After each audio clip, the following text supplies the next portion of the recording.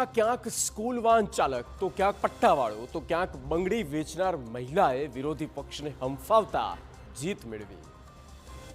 મહેસાણા જિલ્લા ભાજપ કાર્યાલય કમલમના પટ્ટાવાળાની જીત થઈ। તેઓ હવે મનપાના કોર્પોરેટર બની ગયા। મહેસાણા મહાનગરપાલિકાના વોર્ડ નંબર 13માં ભાજપની પેનલનો વિજય થયો।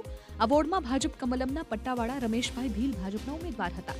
ભાજપે મહેસાણા જિલ્લા ભાજપ કાર્યાલયના પટ્ટાવાળાને ટિકિટ આપી હતી। 22 વર્ષથી ફરજ બજાવતા પટ્ટાવાળા રમેશ ભીલને ભાજપે ટિકિટ આપી હતી।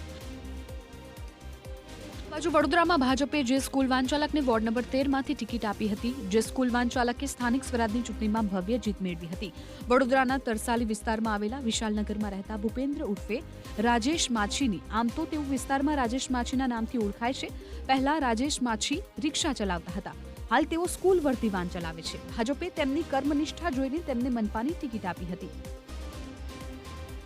આ બાજુ બહુચરાજીના મંદિર રોડ પર રસ્તાની બાજુમાં પાથરણું પાથરીને બંગડીઓ વેચતા સંસીબેન કાંગસિયા, જેમને બંગડીઓ વેચવાનું પાથરણું હતું, પરંતુ હવે તેઓ કોર્પોરેટર બની ચૂક્યા છે।